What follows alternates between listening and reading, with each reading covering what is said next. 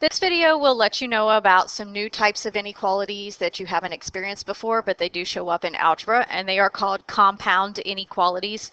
It's very much like in English class when you have compound sentences. You join two sentences with a conjunction word. Well, in the world of algebra, you will join two inequalities with a conjunction word. All right, so compound inequalities are two or more inequalities joined together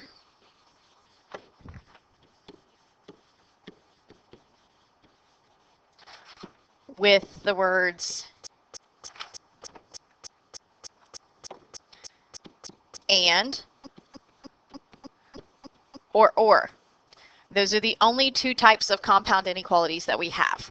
Right, so we're going to explore and take a look at examples and characteristics of each type. So the first type that we're going to take a look at are the or ones.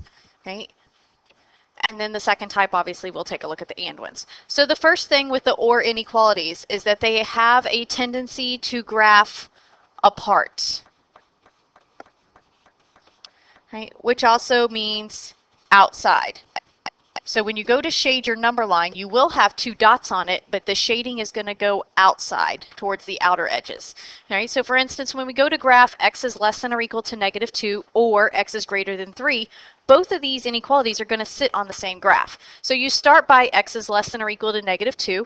That means on -2, I put a solid dot, a closed dot, and because it's saying less than or equal to, I shade to the left.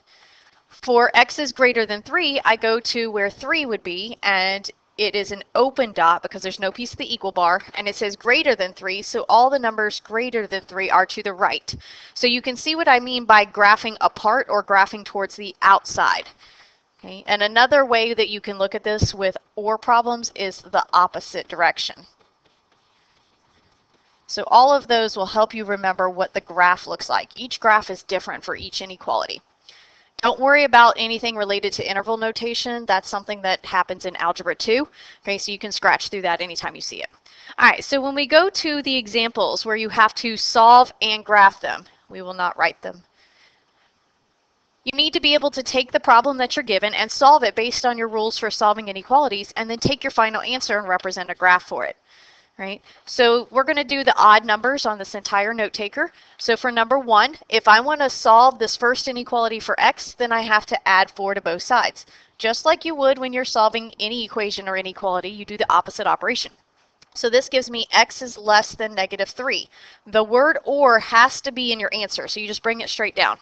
And then on the right-hand side, to get rid of the 2, we have to divide by 2.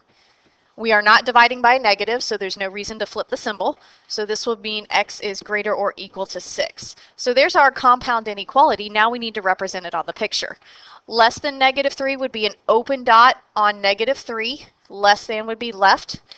Greater than or equal to 6 would be a closed dot on 6 and going right. Okay, so that's what the picture looks like for the inequalities answer that you just solved for. All right, so jump down to number 3. These are two-step inequalities that are stuck in here, but you still do the same thing you normally would. So for the left side, we would need to subtract 9. That gives us 2x is greater than 8. We would divide by 2. We do not need to flip, so x is greater than 4. Bring the word or down and go to the other side and solve that one. So we need to minus 10 first. That gives us 5x is less than 0. We need to divide by 5. No need to flip the sign. X is less than 0. All right, so when we go and look at our graph, we need to graph x is greater than 4. So that would be an open circle on the 4, greater than goes to the right. And x is less than 0, so an open dot on 0, and less than 0 would go to the left. Notice all the graphs that I've been drawing lately for these or problems shade in opposite directions, outside, okay, apart, whatever word you need to help remember it for you. All right, then we get to number 5. And we do need to distribute first on this left one. So that means -6x minus 3 is less than -15. We add the 3. That gives us -6x is less than -12. We are going to divide by -6. Because we are dividing by a negative coefficient, we have to flip the symbol to the other direction. So less than becomes greater than +2. Bring down the word or, and we solve the other side. Okay, so for this one, we want to take and subtract 1. That leaves us with negative x is greater or equal to 4. You can't have a negative x. Remember, there's a -1 coefficient, so to get rid of it, we divide by -1.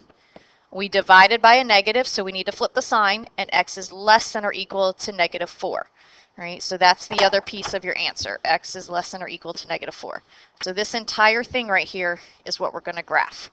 Right, so on your number line, x is greater than 2 would be an open circle on the 2 going to the right. X is less than or equal to -4 would be a closed circle on -4 shading left.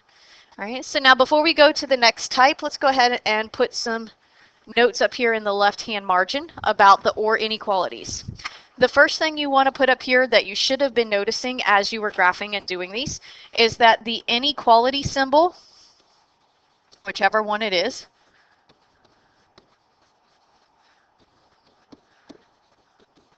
they will always be in opposite directions.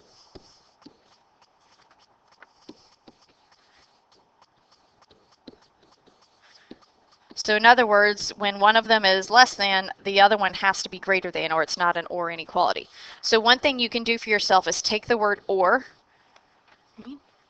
and to help you remember it, the O is a very prominent letter because it means opposite. It also helps you remember how to shade them on the graph. So keep that connection with the letter O, and that'll help you remember what to do on the OR ones. All right, let's go ahead and switch to the second type, which are the AND inequalities. Okay. And inequalities have a tendency to graph together or in between. Might be a little useful to help you. So you're still going to have 2 dots because you're doing 2 inequalities joined together. Okay, but the shading this time is going to look a little different. So for example, the x is greater or equal to -6. Well, here's -6. Okay, and greater than would go to the right. Then x is less than or equal to 1. Here's the 1, again a shaded in circle, and less than or equal to 1.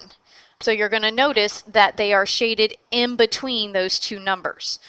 Right? And again, we are not doing the interval notation piece, so don't worry about that. All right, so when you're rewriting AND inequalities, it's a little different than the OR ones. The OR ones have to have the word OR in the answer or it's not done. But the AND ones don't need the word AND in them. You'll notice that all the examples below do not have the word AND, and that's how you can recognize the difference. The OR ones do have the word OR and the AND ones don't have any words. Right? But there is another way that you have to be able to condense them or write them to not have the AND word.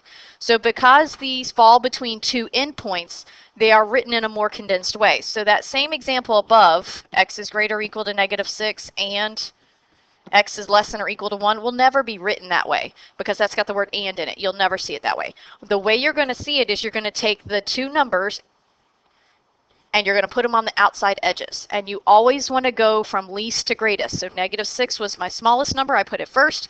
1 was my largest number, I put it last. And then because you are shading in between those 2 dots, the letter x, or whatever variable you're using, always goes in between them.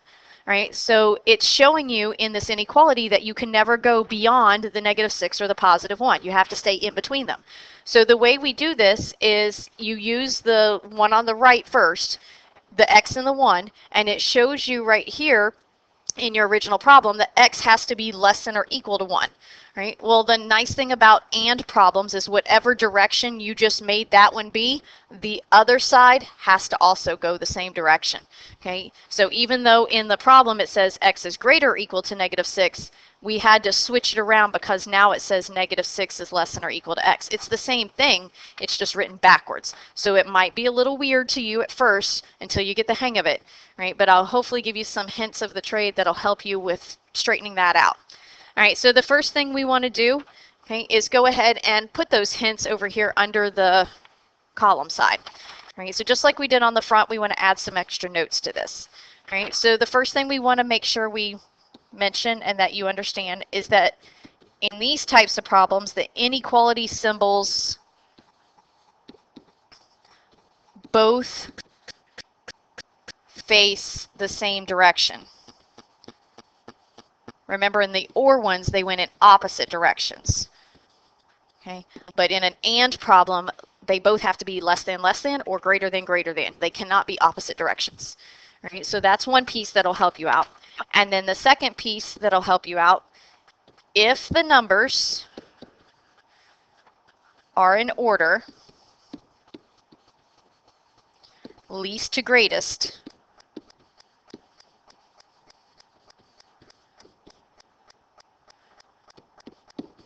the signs will always be either less than or equal to. So if you have your answers in order, littlest number first and largest number last, these are the only two possible signs that you would need, and it just depends on which one they give you in the problem. Then if you have them from largest to smallest, then they're going to be the reverse. But we always want to try and keep them from smallest to largest.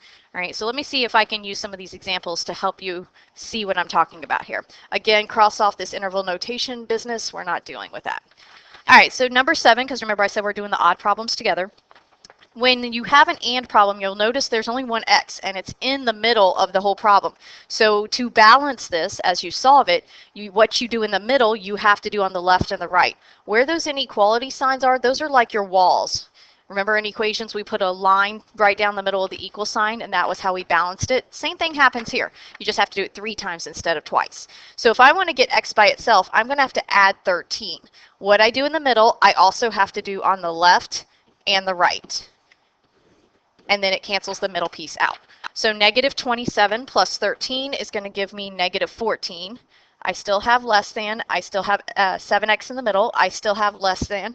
8 plus 13 is going to give me 21. All right, so now I still have a number attached to the x. I need to get rid of it. And we get rid of it just how we always have been. 7's connected to the x by multiplication, so I want to divide by 7. If I divide by 7 in the middle, I have to divide by 7 on the left and the right. I do not need to flip any signs because I wasn't dividing by a negative number. All right, so negative 14 divided by 7 is negative 2. Bring down your less than sign. We now have x in the middle. Bring down your less than sign. 21 divided by 7 is 3. So notice I have the littlest number first and the largest number last. And look what direction both of my symbols are going in. That's what I was talking about in that hint right there about the signs. Okay, so if it's not happening, you know you did something wrong. Now we do need to make a picture of this. The nice thing about this is those two numbers at the end, those are your two dots. So because negative 2 has a less than sign, negative 2 is going to have an open circle. The 3 has a less than sign, so that's an open circle. And because it's an and, look where the x is located. The x is located in between the negative 2 and the 3. So you're going to shade in between your negative 2 and 3 circles. All right, so let's go ahead and jump down to number 9 and finish up there. In number 9, again, find the two symbols and put your walls in there so you can see what you're doing.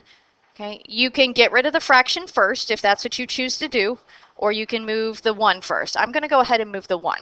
So if I want to move the 1, I'm going to subtract 1 from the middle, the left, and the right. Okay, and then that gives me negative 1 minus 1 is negative 2. Okay, and that's less than.